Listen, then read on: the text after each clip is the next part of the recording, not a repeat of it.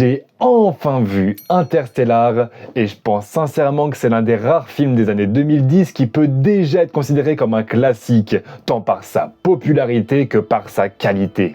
Moi c'est Maître Saumon et ici on parle de cinéma et parfois plus. Abonne-toi.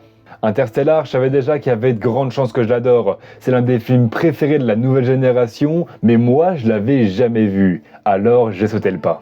On va commencer évidemment par l'un des aspects les plus mythiques du film, c'est la musique de Hans Zimmer. Il nous accompagne durant tout le long métrage avec seulement quelques notes de piano, mais ces quelques notes te prennent aux tripes.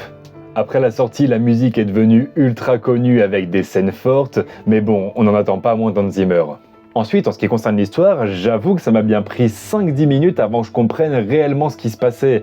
Est-ce qu'on était dans le présent? Est-ce qu'on était dans le futur? Dans un univers parallèle? J'avoue que je comprenais pas trop.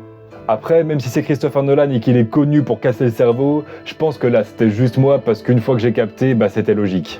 Et du coup, ce scénario de « il faut quitter la Terre sinon on va tous crever », c'est simple mais efficace. J'ai beaucoup aimé tous les moments épiques et émotions, le film a mis un peu de temps à démarrer mais c'était nécessaire et pas désagréable, et puis surtout, toutes les scènes dans l'espace, qu'est-ce que c'est beau.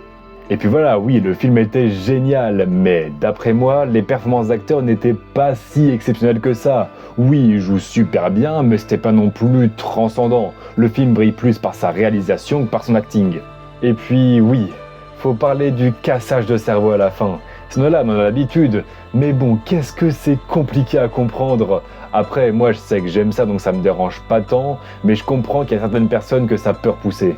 En tout cas voilà, personnellement j'ai adoré le film, et contrairement à ce que beaucoup disent, d'après moi, non, il est pas surcoté. Je vous le conseille vraiment beaucoup si vous l'avez pas vu. Il a pas vieilli alors qu'il a 10 ans, il a pas pris une seule ride, il est magnifique.